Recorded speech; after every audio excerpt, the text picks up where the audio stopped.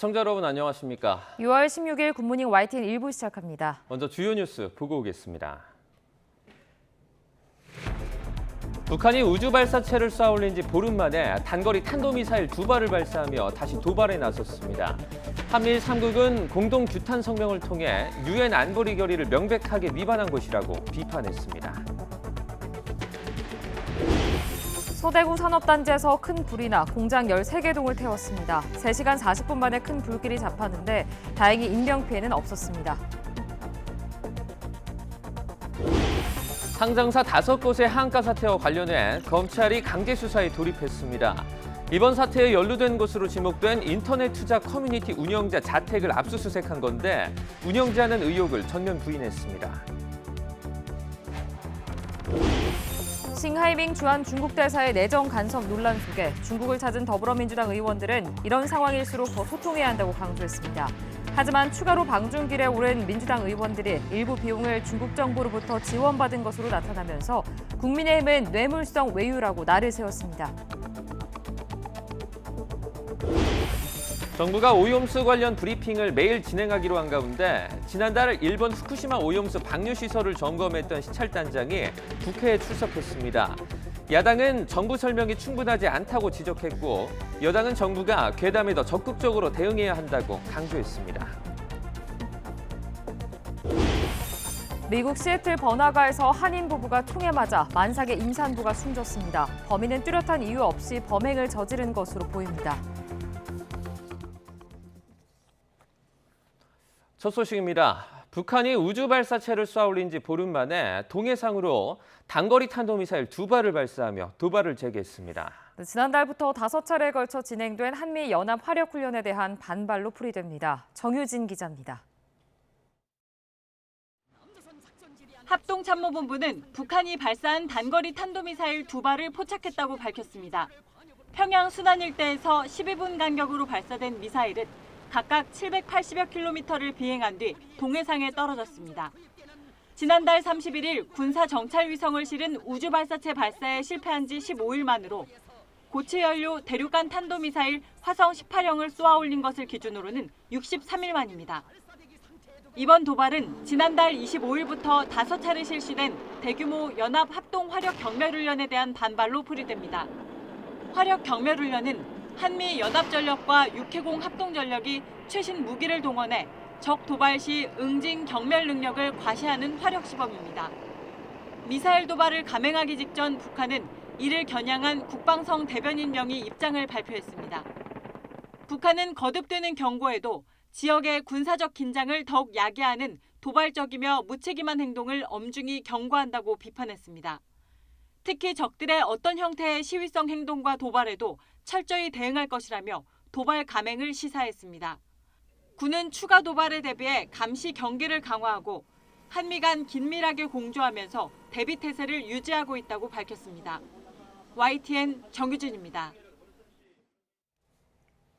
한국과 미국, 일본이 북한의 어제 단거리 탄도미사일 발사를 규탄하는 공동 성명을 발표했습니다. 한미일은 조태용 국가안보실장과 제이크 설리번 미 국가안보보좌관, 아키바 다케오 일본 국가안전보장국장 명의로 발표한 성명에서 북한의 미사일 발사를 규탄하는 이는 다수의 유엔 안보리 결의를 명백하게 위반한 것이라고 밝혔습니다. 공동성명은 북한의 불법적인 대량 살상 무기와 탄도미사일 프로그램이 지역 국제평화와 안보, 국제 비확산 체제에 미치는 위협을 보여준다고 비판했습니다. 이어서 이런 행동은 북한이 불안정을 야기하는 발사를 하는 데 필요한 기술과 물자를 얻는 것을 막기 위해 고안된 대북 유엔 안보리 결의를 모든 국가가 완전히 이행할 필요성을 보여준다고 강조했습니다. 군축 문제를 논의하는 유엔 회의장에서 북한의 핵무기 개발을 놓고 남북 대표가 공방을 벌였습니다.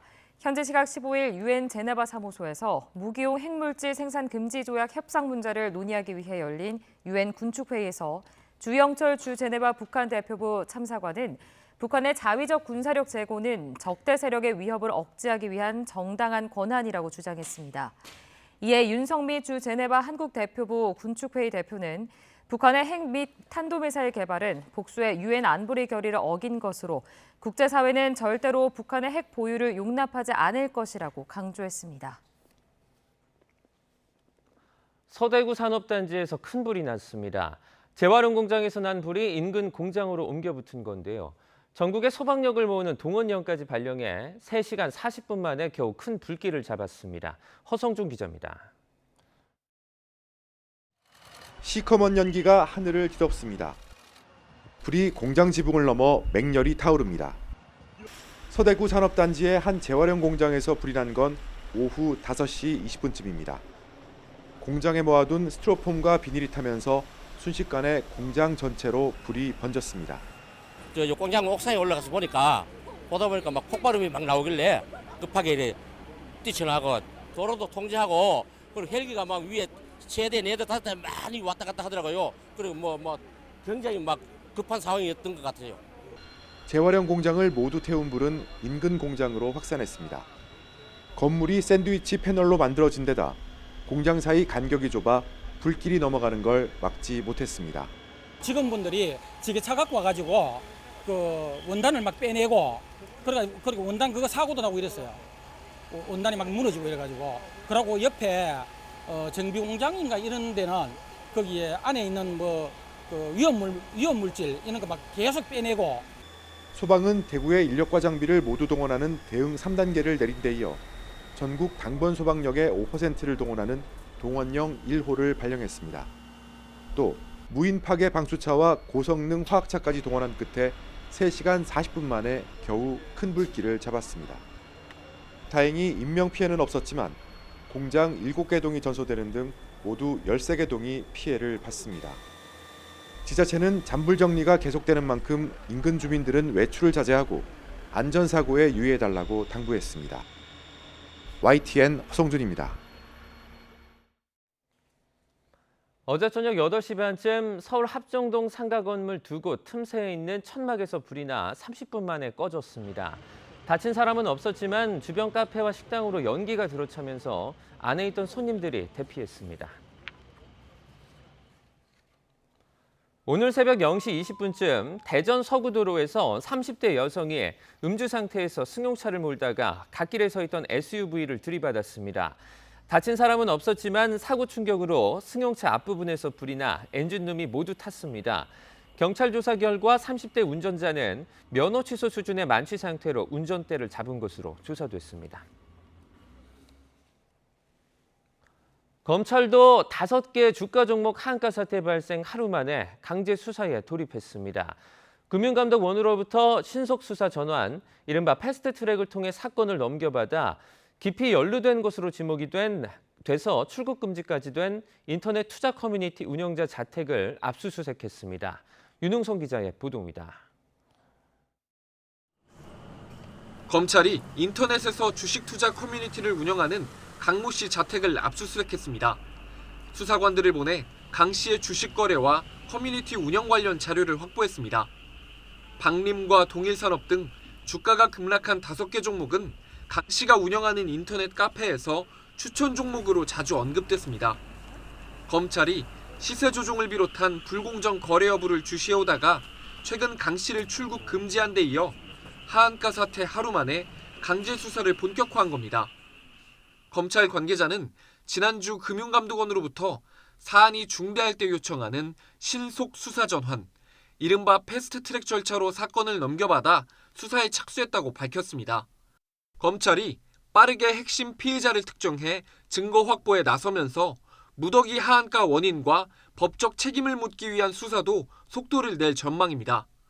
앞서 강 씨는 이번 사태가 반대 매매를 우려한 투자자들의 대량 매도에서 비롯된 것이고 시세 조정은 시장의 억측이라며 의혹을 전면 부인했습니다. 자신과 가족, 친인척까지 손해를 봤다고도 항변했습니다. 주가 폭락으로 손해를 본 회사들 역시 확인된 게 없다며 의혹을 부인하고 있습니다. 검찰은 압수물 분석을 마치는 대로 강 씨를 비롯한 관련자들에 대한 조사를 이어갈 방침입니다. YTN 윤홍성입니다. 깡통 전세로 수십억 원대 보증금을 가로챈 혐의로 구속 기소된 이른바 빌라의 신 일당에 대해서 검찰이 양형 조사를 요청했습니다. 수원지방법원은 어제 사기 등의 혐의로 재판에 넘겨진 최모 씨 등 3명에 대한 항소심 첫 공판을 진행했습니다. 검찰은 피해자들이 경매나 보증보험 증권을 통해서 변제받은 보증금과 최씨 등이 자체적으로 갚은 내역에 대한 양형조사가 필요하다고 요구했습니다. 최씨 등의 변호인은 피고인들이 보증금을 반환하기 위해서 노력하고 있다며 보증보험사와 협의해서 가압류를 일부 푼 사례 등을 참고 서류로 제출하겠다고 밝혔습니다. 싱하이밍 주한 중국 대사의 설화 논란 속에 방중했다는 비난에 휩싸인 민주당 의원들이 중국과 대화 필요성을 강조하며 정면 돌파를 시도했습니다. 민주당 민생경제위기대책위원회 소속 김태년 의원 등 4명은 베이징의 한 식당에서 특파원단과 간담회를 자청했습니다. 의원단은 하필 이런 때 중국을 방중한 이유에 대해 이런 와중이기 때문에 방중에서 더 많이 만나고 더 대화해야 한다고 강조했습니다. 이어 방중 기간 싱 대사의 이번 설화와 함께 과거 중국의 사드 과잉 대응에 대해서도 비판하는 등 할 말은 했다고 덧붙였습니다. 또 중국 측의 한국 단체 관광 허용을 요구하고 긍정적인 대답을 들었다며 성과로 제시했습니다. 국민의힘 김기현 대표는 더불어민주당 의원들의 중국 방문을 두고 뇌물수당 외유이자 중국의 돈을 받고 나라를 팔아먹는 일이라고 거세게 비판했습니다. 김 대표는 어제 최고위원회의에서 민주당 의원들의 중국 방문 비용을 중국 측이 댄다는 언론 보도가 있다며 이같이 말했습니다. 이어 민주당을 향해 비용이 얼마이고 왜 중국이 부담하는지 밝히라고 요구하며 이는 외교 참사를 넘어 형사처벌 대상이 될 수 있다고 경고했습니다. 정부가 후쿠시마 오염수 관련 브리핑을 매일 열고 대국민 소통을 강화하기로 한 가운데 지난달 오염수 방류 시설을 점검했던 시찰단장이 국회에 나왔습니다. 야당은 정부 설명이 불충분하다고 지적했고 여당은 정부가 근거 없는 의혹 제기에 더 적극적으로 대응해야 한다고 주문했습니다. 김경수 기자입니다. 지난달 일본 후쿠시마 원전 오염수 방류 시설을 직접 살피고 온 정부 시찰단장이 국회 정무위원회 현안 질의에 나왔습니다. 야당 의원들은 정부가 시찰 결과를 국민에게 충분히 설명하지 않고 있다고 따져 물었습니다. 이런 거를 아니 어떻게 설명을 정확하게 안 하니까 다 궁금해하는데 궁금해서 이야기하면 괴담이 됩니까? 갔다 오고 난 다음에도 저희들이 시찰과 관련된 부분을 말씀을 드렸는데 다만 저희가 확인한 게 있고 과학기술적으로 정밀 분석을 해야 되는 부분이 남아있기 때문에 반면 여당은 괴담성 의혹 제기가 난무한다며 정부가 사실을 정확하게 알리기 위해 노력해야 한다고 강조했습니다. 일본 정부가 오염수를 배출하지 않고 대형 저장 탱크나 인공호수에 영구 저장할 수 있다는데 사실입니까? 기술적으로 어려움이 있는 것으로 알고 있습니다. 일본의 오염수 방류가 임박했다는 관측이 나오는 상황에서 대응책을 둘러싼 여야 공방도 점점 치열해지고 있습니다. 국민의힘은 민주당이 공포를 부추겨 어민들이 피해를 보는데 정작 민주당은 피해 어민 지원 특별법을 발의했다며 병 주고 약 주는 거냐고 쏘아붙였습니다. 국제원자력기구 IAEA 최종 보고서와 정부 시찰단 검증 결과를 차분히 기다려야 한다며 가짜뉴스 선동을 멈추라고 날을 세웠습니다. 민주당은 과거 자신들의 괴담과 선동으로 발생했던 광우병, 사드 사태로 인한 막대한 국가적 피해부터 되돌아봐야 할 것입니다. 민주당은 여당이 도리어 책임을 떠넘기고 있다며 일본이 오염수를 방류하기 전에 국회 차원의 검증특위 구성에 협조하라고 맞받았습니다. 정부가 시작한 1일 브리핑을 놓고도 일본 정부 주장을 답습해 일본의 대변인을 자처했다고 깎아내렸습니다. 오염수가 방류되어도 안전하니 안심하라. 오늘 1일 브리핑에서 정부 당국자와 배석한 민간 전문가가 반복한 말입니다. 민주당 이재명 대표가 이번 주말 인천 소래포구 방문을 예고한 가운데 국민의힘 김기현 대표는 노량진 수산시장을 방문하며 맞불을 놓는 등 오염수 방류를 두고 여야의 신경전 수위가 높아지고 있습니다. YTN 김경수입니다. 조태용 국가안보실장은 일본 후쿠시마 원전 오염수 처리와 관련해 우리 현장 시찰단의 일본 방문 이후에 높은 투명성을 갖고 소통과 협조가 이뤄질 필요가 있다는 점을 일본 측에 전달했고 전적으로 협력하겠다는 화답이 있었다고 밝혔습니다. 조 실장은 한미일 안보실장 회의를 마치고 일본에서 귀국해 공항에서 기자들과 만나 오염수 문제는 우리 국민의 관심이 굉장히 큰 국민의 안전과 건강이 걸려있는 문제라며 이같이 말했습니다. 윤석열 대통령의 메시지를 기시다 후미오 총리에게 전달한 것에 대해선 메시지가 좀 길었고 여러 가지 내용이 있었다며 멀지 않은 장래에 양국 정상이 만날 기회가 생길 수도 있겠다고 생각한다고 전했습니다. 상임위원회 도중 가상화폐를 거래한 의혹 등으로 국회 윤리특별위원회에 제소된 김남국 의원이 자신의 징계를 논의하는 윤리심사자문위원회에 출석해 의혹을 직접 소명했습니다. 김 의원은 어제 저녁 8시부터 1시간 20분가량 국회에서 열린 윤리심사자문위원회 회의에 출석했습니다. 김 의원은 소명을 마친 뒤에 취재진과 만나 앞서 제출한 자료를 토대로 소명을 했다며 상임위 도중에 가상화폐 거래에 대해선 거듭 국민 여러분께 송구하다고 말했습니다. 다만 미공개 정보 이용과 대선 자금 의혹 등에 대해선 터무니없는 주장이라고 반박했습니다. 무소속 김남국 의원의 코인 이상거래 의혹을 수사하는 검찰이 지난달 코인 발행사와 거래소 등에 대한 대대적인 압수수색을 실시했습니다. 그러나 정작 의혹 당사자인 김 의원을 향한 압수수색이나 소환 조사로는 나아가지 못하고 있는데요. 이유가 뭘까요? 윤성훈 기자가 취재했습니다. 가상자산 실명제를 앞두고 위믹스 가상자산 60억 원어치를 계좌에서 인출한 사실이 드러나 이상거래 의혹이 불거진 무소속 김남국 의원.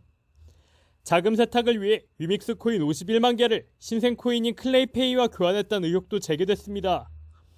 이미 지난해 금융정보분석원 FIU에서 김 의원의 가상자산 거래가 이상거래로 의심된다는 통보를 받고 수사에 착수한 검찰.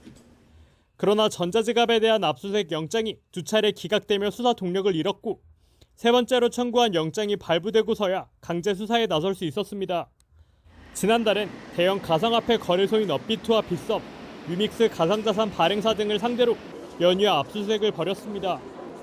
김 의원의 집과 의원실에 대한 압수수색도 초입기에 들어갔다는 예상이 나왔는데 검찰의 움직임은 3주 가까이 겉으로 드러난 게 없습니다.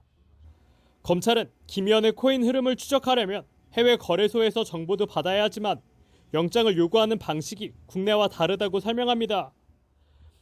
또 김 의원이 거래한 코인이 워낙 많아서 전자지갑 하나를 살펴보더라도 시간이 많이 걸린다고 설명했습니다. 김 의원에게 어떤 혐의를 적용할지도 아직 결정되지 않았습니다. 애초 검찰은 혐의 입증이 덜 까다로운 자본시장법 위반 혐의 적용을 검토하다 최근 위믹스 코인을 증권으로 보긴 어렵다는 쪽으로 가닥을 잡았습니다. 위믹스 코인은 게임머니로 교환하는 토큰 성격이라 증권적인 기능은 별로 없다고 판단한 겁니다. 이에 따라 검찰은 우선 김 의원이 미공개 정보를 이용했거나 우상으로 코인을 받았는지 또 대가성이 있었는지를 확인한 뒤 뇌물죄나 청탁금지법 위반 가운데 혐의를 확정할 방침입니다. 결국 코인 흐름 분석을 마치고 혐의도 구체화해야 김 의원을 상대로 압수수색이나 소환 조사도 진행할 수 있을 것으로 보입니다. YTN 윤성훈입니다. 파업에 참여한 노동자에게 회사 측이 생산 차질로 인한 손해배상 책임을 물을 땐 불법행위 정도에 따라서 개별적으로 따져야 한다는 대법원의 판단이 나왔습니다. 쟁의 행위로 인한 노조와 노조원의 배상 책임을 제한하는 이른바 노란봉투법 취지에도 가까워 국회 입법에도 영향을 미칠 것으로 보입니다.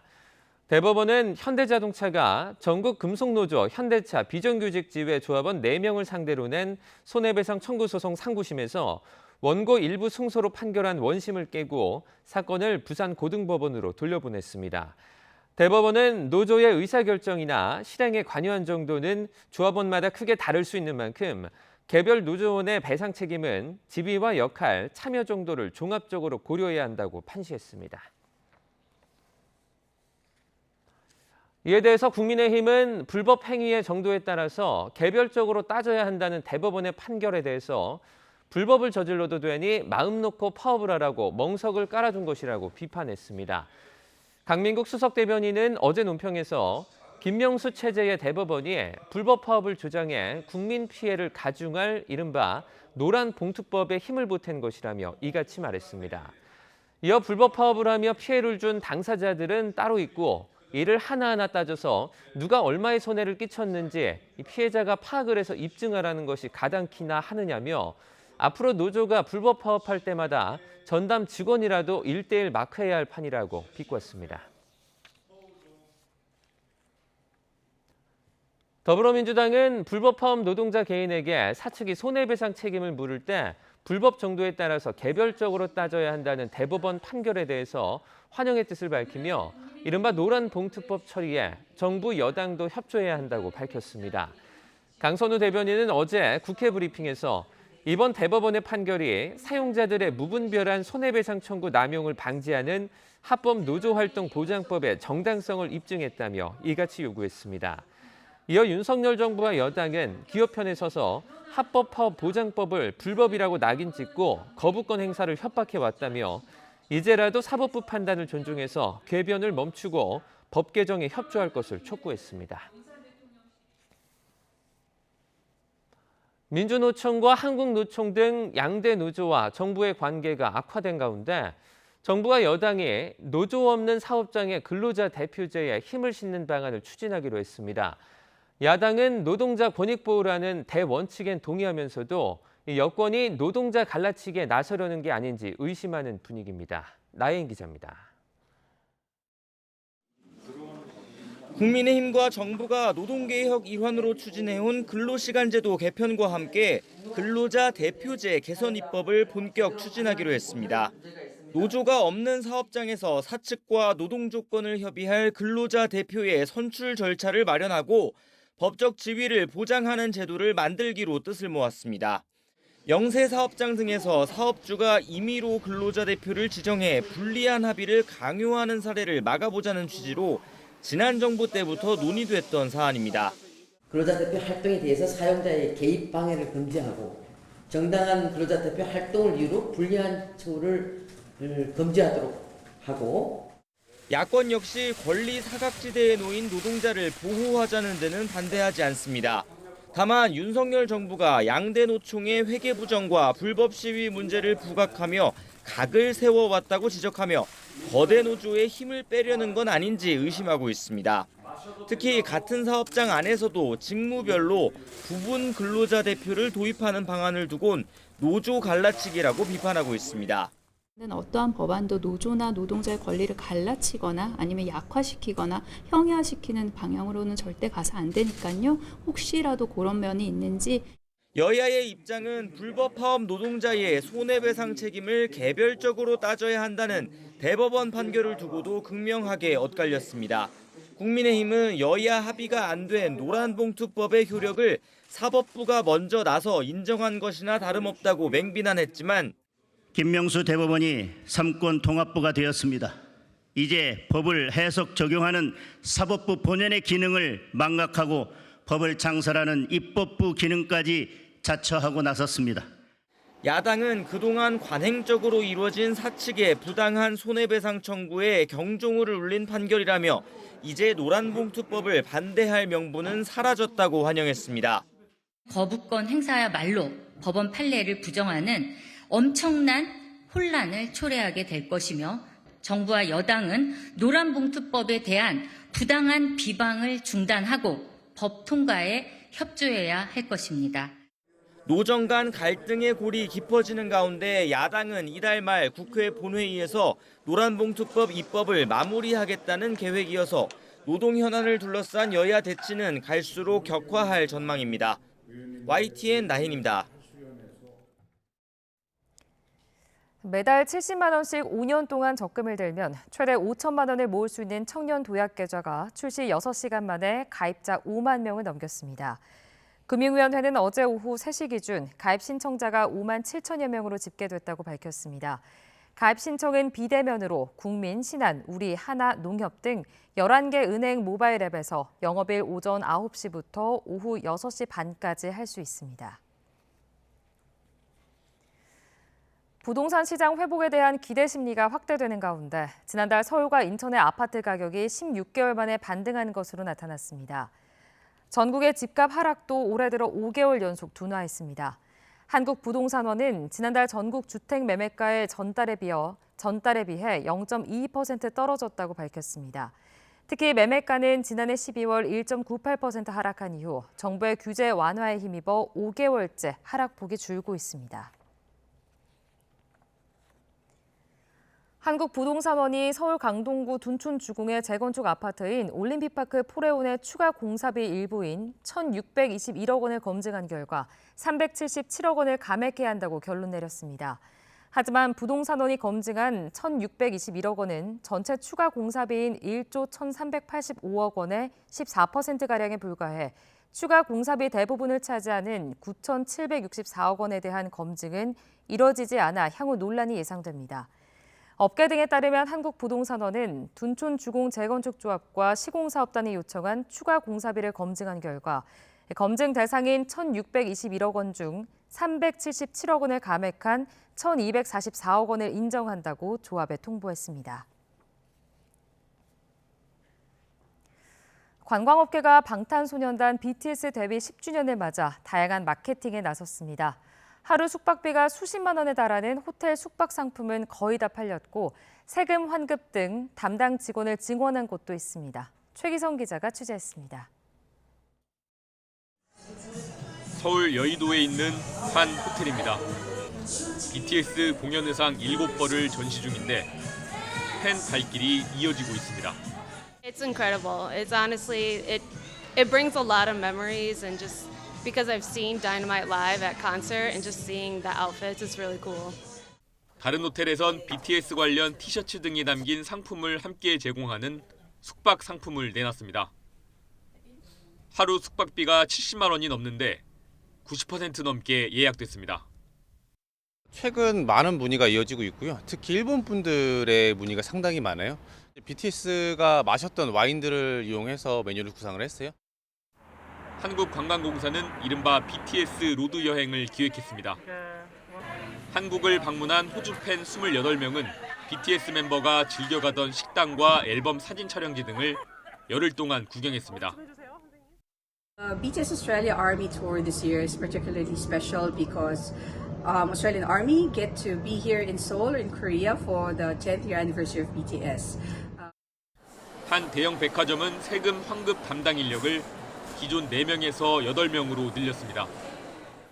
BTS 데뷔 10주년을 맞이하여 외국인 고객이 평소보다 약 2배 정도가 증가하여 통역 서비스와 세금 환급 서비스 등 외국인 관련 혜택을 더 강화하였습니다. 데뷔 10주년을 기념하는 BTS 페스타는 오는 25일까지 이어집니다. YTN 최기성입니다. 미국 시애틀 번화가에서 한인 부부를 상대로 벌어진 총격으로 만삭의 임신부가 숨진 사실이 뒤늦게 알려졌습니다. 네, 범인은 뚜렷한 이유 없이 범행을 저지른 것으로 추정됩니다. 조용성 기자입니다. 미국 시애틀시 벨타운에 있는 식당 앞에 꽃과 추모글이 놓였습니다. 사건이 벌어진 건 지난 13일 오전 11시쯤.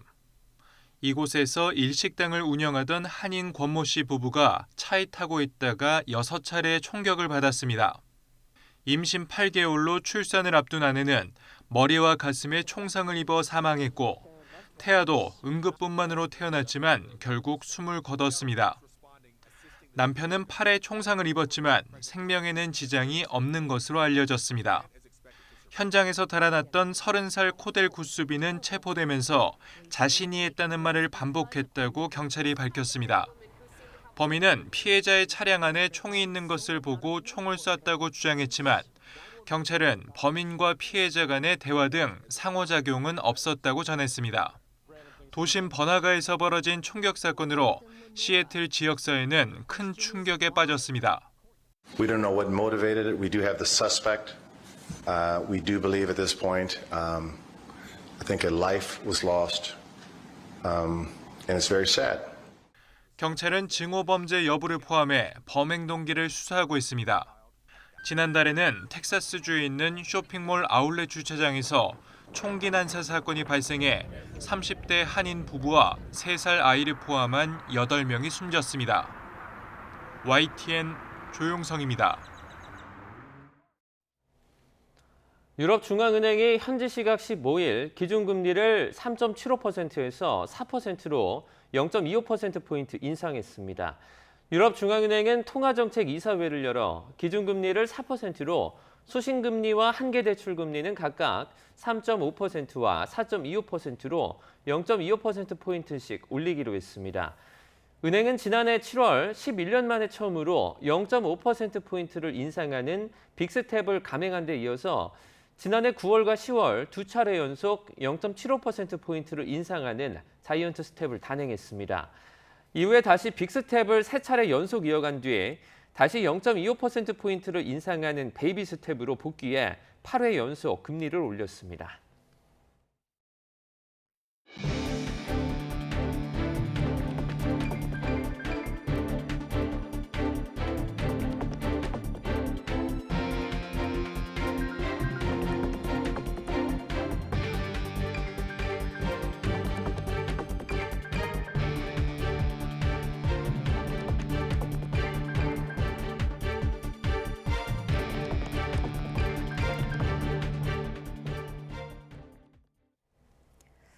네, 북한이 보름 만에 탄도미사일 도발에 나섰습니다. 합동참모본부는 어제 저녁 7시 25분경부터 17시 37분경까지 북한이 순안 일대에서 동해상으로 단거리 탄도미사일 2발을 발사했다고 밝혔습니다. 발사된 탄도미사일은 각각 780여 킬로미터를 비행한 뒤 동해상에 떨어졌습니다. 군 당국은 추가 도발에 대비해 대북 감시와 경계를 강화한 가운데 한미의 긴밀한 공조 아래 대비 태세를 유지하고 있다고 덧붙였습니다. 북한의 이런 발사는 지난달 31일 우주 발사체를 쏘아 올린 지 15일 만입니다. 하필 이럴 때 중국을 방문하느냐는 비판에 휩싸인 민주당 의원들. 이런 와중일수록 대화를 해야 한다고 맞받아쳤습니다. 중국 외교부도 어려울 때일수록 소통을 강화해야 한다고 한 목소리를 냈습니다. 베이징 강정규 특파원입니다. 3박 4일 일정으로 베이징을 찾은 민주당 의원들이 출국 직전 특파원단과 간담회를 자청했습니다. 싱하이밍 주한 중국 대사의 내정 간섭 논란 속에 방중한 이유에 대해선 먼저 이렇게 말했습니다. 이런 와중에 방중? 이런 와중이기 때문에 더 방중해서 더 많이 만나고 더 대화하고 더 소통해야 됩니다. 이어 방중 기간 중국 측에 할 말은 했다고 강조했습니다. 싱 대사의 이번 설화와 함께 과거 중국의 사드 과잉 대응도 비판했다는 겁니다. 또 중국인의 한국 단체 관광 허용을 요구하고 긍정적인 대답을 들었다며 성과로 제시했습니다.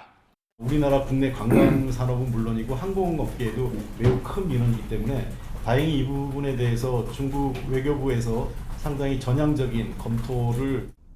방중단은 중국도 양국 관계가 더 나빠지는 걸 원하지 않는다고 전했습니다. 중국이 한국의 착한 상응 조치를 기다리고 있다는 말도 덧붙였습니다. 서울에서 열릴 차례인 한중일 정상회의 재개에 대한 기대도 아주 컸다고 강조했습니다. 중국 외교부도 확전을 자제하며 방중 의원단과 같은 말을 했습니다.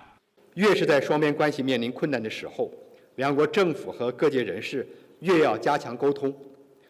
논란 속에 민주당 의원 7명이 추가로 중국을 찾았습니다. 원래 국민의힘 의원 2명도 함께 초청을 받았지만 다른 일정 등을 이유로 결국 불참했습니다. 베이징에서 YTN 강정규입니다. 정부가 일본 후쿠시마 오염수 방출을 통해서 배출되는 삼중수소는 건강에 영향을 미치지 않을 거라고 밝혔습니다. 허균영 일본 후쿠시마 오염수 방류 대응 본부처 TF 기술검토위원장은 정부 서울청사에서 열린 1일 브리핑에서 불확실성을 아무리 감안해도 해양 터널을 통해서 나온 삼중수소가 우리 건강에 미칠 수 있는 범위에 들어올 것으로 생각하기 어렵다고 말했습니다.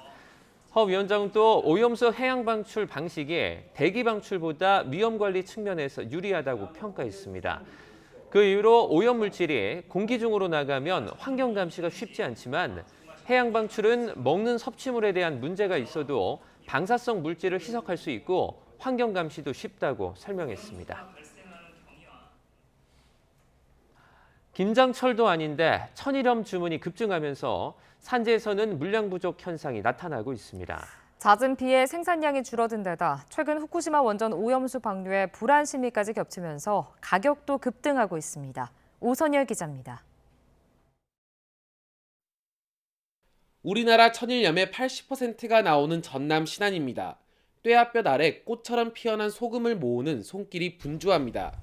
중장비가 천일염을 쉴 새 없이 담아내고 근로자들은 포대를 화물차에 싣느라 구슬땀을 흘립니다. 최근 몰려든 천일염 주문에 창고에 쌓아둘 겨를도 없이 출하되면서 천일염 저장 창고는 거의 바닥을 드러냈습니다. 후쿠시마 원전 오염수 방류에 대한 불안감이 커지면서 김장철이 아닌데도 천일염 주문이 급격히 늘었기 때문입니다. 그러다 보니 원래는 2년 정도 쌓아놓고 쓴맛을 내는 간수를 빼야 하는데 그 전에 족족 팔려나가고 있습니다. 수요가 너무 많다 보니까 공급도 좀 딸리고 또 온전히 터지면은 가격이 더 상승하지 않겠냐 하는 마음에서 또 우려하는 마음에서 또 한 가마에 먹을 놈을 갖다가 10가마씩 보유하다 보니까 요즘 천일염 산지 가격은 20kg 한 포대에 2만 원이 훌쩍 넘습니다. 최근 한 달 사이 40% 이상 급등한 겁니다. 갈수록 염전 면적 자체가 줄고 잦은 봄비에 생산량이 절반가량 줄어든 것도 가격 상승 원인으로 꼽히고 있습니다. 5월달이 계속 주마다 비가 왔습니다. 그래서 한 번씩밖에 소금 못 내고 전체적으로 생산량은 지금 떨어진 상태입니다. 지금 하루에 이렇게 출고하는 양은 정해져 있는데 주문 물량은 쏟아져 들어오고. 천일염 가격은 당분간 오름세를 보일 전망이지만 해양수산부는 사재기 수준은 아니라고 밝혔습니다. 생산자들은 천일염 가격 상승을 반기면서도 후쿠시마 원전 오염수가 방류되면 다시 소비가 둔화하지 않을까 걱정하고 있습니다. YTN 오선혜리입니다. 거액 가상화폐 보유 논란을 일으킨 무소속 김남국 의원이 자신의 징계를 논의하는 국회 윤리심사자문위원회에 출석했습니다. 자문위는 김 의원을 상대로 국회의원으로서 윤리가 부족했다고 지적을 하고 시세 차익을 얻으려 한 것 아니냐는 등 강하게 추궁했습니다. 박기환 기자입니다. 무소속 김남국 의원이 자신의 거액 가상자산 의혹을 직접 소명하기 위해 국회 윤리심사자문위에 출석했습니다. 소명 자료는 이미 다 제출을 했고요. 출석해서 이제 자문위원들이 물어보는 여러 가지 이제 내용들이 있다고 하면 거기에 대해서 이제 답변을 할 예정입니다. 1시간 반 가까이 자문위 질의에 답한 김 의원은 위원들에게 충분히 소명을 했다면서도 상임위 회의 중 가상화폐 거래에 대해선 거듭 사과했습니다. 다만 미공개 정보 이용과 대선 자금 의혹 등에 대해선 전혀 근거가 없다고 반박했습니다. 국민 여러분들께 송구하다는 말씀을 꼭 드리고 싶습니다. 어떤 의혹 자체가 터무니없는 근거가 없는 그런 주장이다라고 꼭 강조해 말씀드리고 싶습니다. 자문위원들은 비공개 회의에서 김 의원을 상대로 국회의원 윤리에 맞느냐며 제기된 의혹을 하나하나 따져 물었고 특히 왜 백지 신탁을 이용하지 않았나, 시세 차익을 얻으려 한 것 아니냐는 등 날선 질문 공세를 이어간 것으로 전해졌습니다. 자기가 이제 잘못이 없다고 말씀하시기 때문에 이게 안으로 올라온 부분에 대해서요. 양쪽 당에서 이제 올라온 게 있는데 그 항목별로 이렇게 좀 물어봤습니다.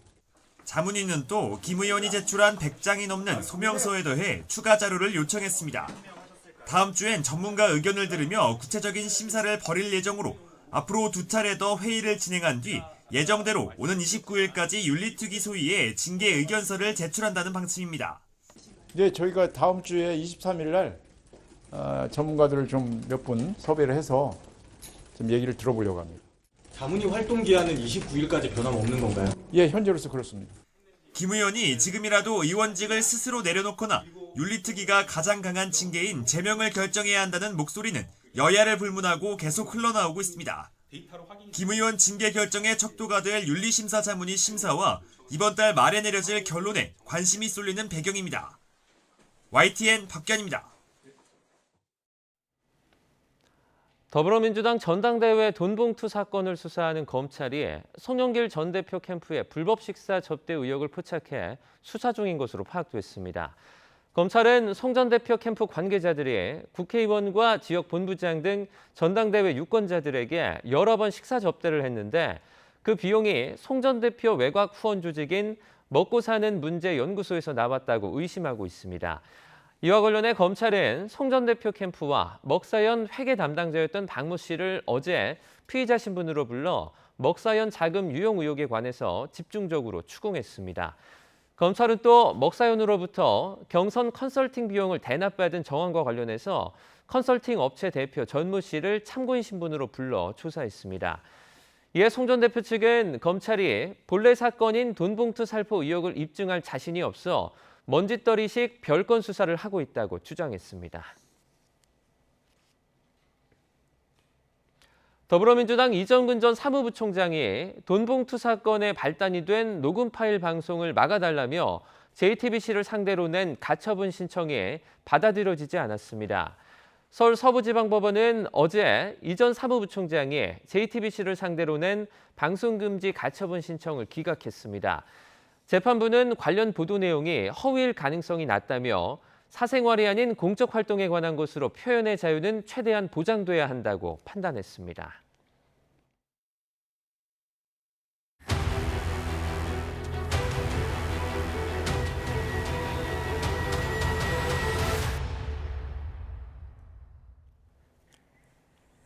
장마철을 앞두고 YTN이 지난해 침수 피해를 입었던 현장을 찾아 폭우 대비 상황을 점검하는 기획 보도를 이어가고 있습니다. 이번엔 지난해 폭우의 직격탄을 맞은 전통시장을 찾았습니다. 시장의 침수 원인은 저지대에 있다는 점인데 상인들은 물막이판과 양수기만으로 폭우에 맞서야 한다며 불안해하고 있습니다. 이명준 기자가 현장에 다녀왔습니다. 지난해 8월 서울 남성 사계시장. 성인 가슴 높이까지 빗물이 들어차 걸음을 옮기기조차 힘들 정도입니다. 갑자기 들어찬 빗물에 전체 점포 10곳 중 4곳이 물에 잠겼습니다. 추석 때 팔려고 준비한 상품들은 쓰지 못하게 됐습니다. 시장이 물에 잠길 수밖에 없었던 이유는 지대가 낮은 곳에 있기 때문이었습니다. 1년이 지나 당시 침수됐던 시장 피해 지역이 얼마나 달라졌는지 YTN 취재팀이 돌아봤습니다. 도로에서 안쪽으로 흐르는 빗물을 막기 위해 입구 쪽에는 이처럼 높이를 조금 올리는 보강 공사가 이루어졌습니다. 하지만 피해가 집중된 점포로 이어지는 길은 여전히 내리막길입니다. 내리막길에 있는 옷가게에는 작년 침수로 못 팔게 된 물건들이 쌓여 있습니다. 상인들은 올여름 기록적 폭우 가능성에 또 물건들을 못 쓰게 되는 건 아닌지 벌써 걱정입니다. 제가 제일 민감하게 여름철이 오면 신경 쓰는 게 침수예요. 다 절단난다고 보여야 됩니다. 천장에 매달린 것만 살아난 거죠. 지자체인 서울 동작구는 물막이판과 양수기 등으로 폭우에 대비하겠다는 계획입니다. 다음 달까지 전체 135곳 가운데 90% 점포에 물막이판 설치를 완료하고 양수기도 필요할 때 빌려 쓸 수 있도록 2천여 대를 준비했다는 입장입니다. 하지만 상인들은 중요한 건 배수라고 말합니다. 지난해에도 물막이판과 양수기는 있었지만 시간당 141mm의 집중호우를 막진 못했고 가게 안에 있는 배수구에서 물이 역류해버리니 방법이 없었다는 겁니다. 그러니까 사람 목 정도 높이로 왔으니까 이거 설치했어도 사실은 효과가 없었어요. 이 실내 하수구 역류하는 바람에 시간을 약간 버는 것뿐이지. 동작구는 물그릇을 키우기 위해 시간당 105mm 비에 견딜 수 있는 지하 인공수로 하수함과의 추가 설치를 검토하고 있지만 완공은 빨라야 2025년쯤이나 가능할 것으로 보입니다. 그전까진 인근 사당천이 넘칠 경우 뚜렷한 대응 방법이 없어 장마에 가까워질수록 상인들의 걱정이 커지고 있습니다. YTN 이명준입니다. 민주노총 건설노조가 오는 18일 정부가 지정한 건설의 날을 앞두고 대규모 집회를 열었습니다. 건설노조는 어제 오후 3시부터 건설의 날 기념식이 열린 서울 강남구 건설회관 앞에서 집회를 열고 건설 노동자에 대한 탄압을 멈추라며 정부를 규탄했습니다. 노조는 노동자가 교섭을 요구하면 강요로, 안전조치를 요구하면 공갈로 몰아가고 있다며 정부가 건설 자본에만 관대하다고 강하게 비판했습니다. 집회 과정에서 일부 조합원들과 경찰 사이 신경전이 발생했지만 물리적인 충돌은 발생하지 않았습니다. 대마를 집에서 재배해 피운 혐의 등으로 재판에 넘겨진 가수가 2심에서도 징역형의 집행유예를 선고받았습니다. 서울고등법원은 마약류 관리법 위반 혐의로 기소된 미국 국적자 안모 씨에게 1심과 마찬가지로 징역 2년에 집행유예 3년을 선고했습니다. 재판부는 안 씨가 대마를 여러 차례 사서 피우고 집에서 직접 재배까지 했다고 질타하면서도 공범이 밝혀지도록 수사에 협조한 점 등을 고려해 형량을 정했다고 밝혔습니다. 경북 안동시청 주차장에서 여성 공무원을 흉기로 찔러 살해한 혐의로 재판에 넘겨진 40대 직원에게 중형이 확정됐습니다.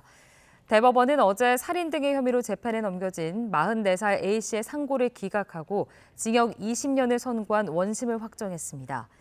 A씨는 지난해 7월 안동시청 주차타워에서 출근하던 동료 시청 공무원 B씨를 흉기로 찔러 숨지게 한 혐의로 기소됐습니다.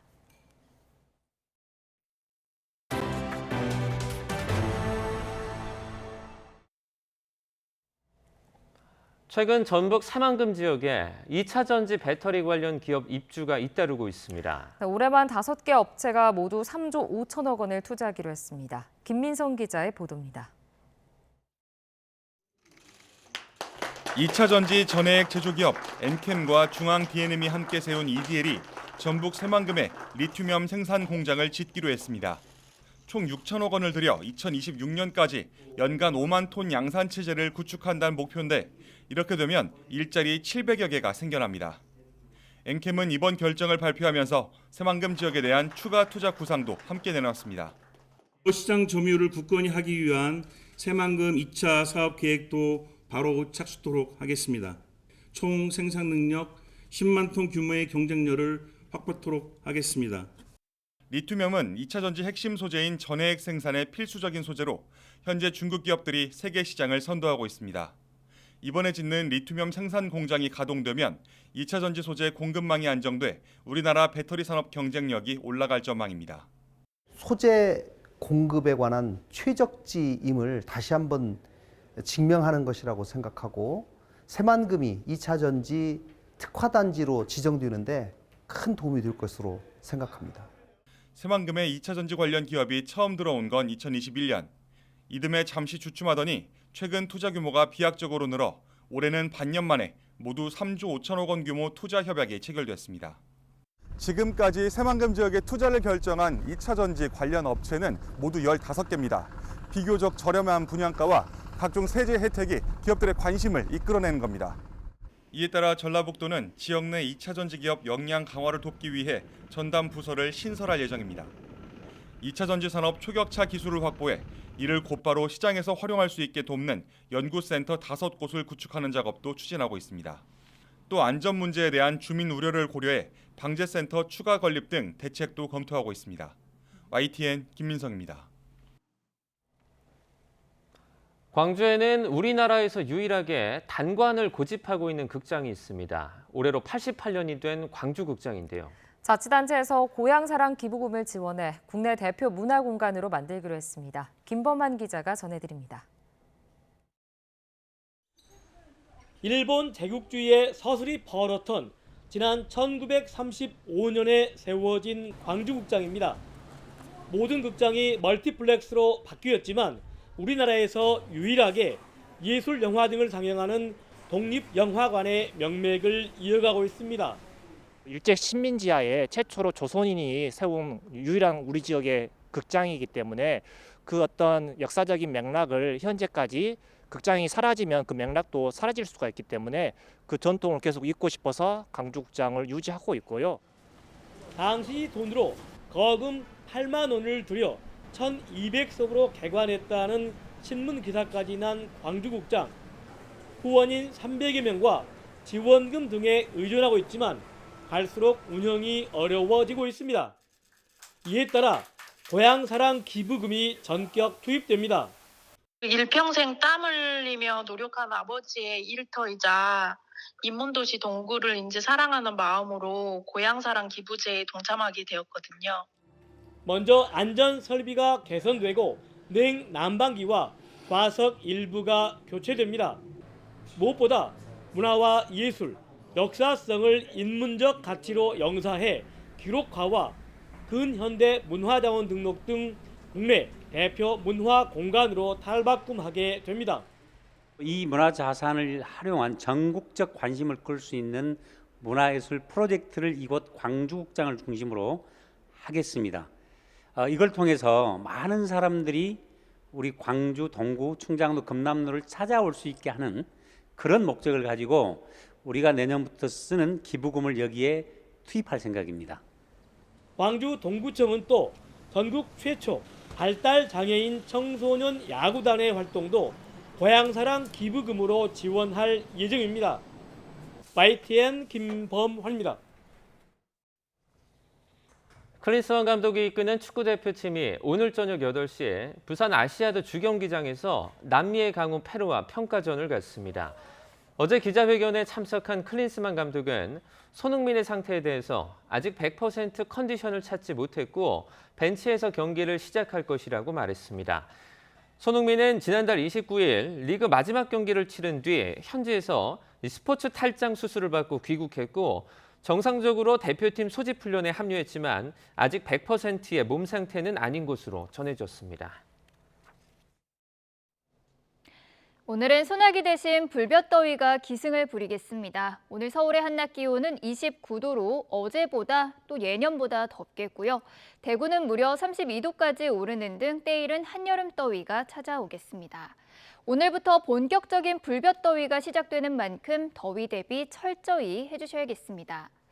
오늘은 전국적으로 맑은 하늘이 함께하겠지만 아침까지 충남 서해안과 내륙에는 안개가 짙게 끼겠고요. 오후에는 강한 볕이 내리쬐며 자외선 지수와 오존 농도까지 높게 치솟겠습니다. 현재 기온 살펴보겠습니다. 현재 서울 기온은 19.2도, 대구는 17.3도, 광주는 18.2도를 보이고 있습니다. 오늘 낮 기온은 30도 안팎까지 크게 오르겠는데요. 서울이 29도, 대전과 대구가 32도, 강릉 32도, 광주도 32도 선까지 크게 오르겠습니다. 앞으로 기온은 점차 오름세를 보이겠고요. 휴일에는 올여름 들어서 가장 더운 날씨가 찾아올 전망입니다. 지금까지 날씨 정보였습니다. 굿모닝 YTN 1부는 여기까지입니다. 잠시 후 2부가 이어집니다. 시청해주신 여러분 고맙습니다.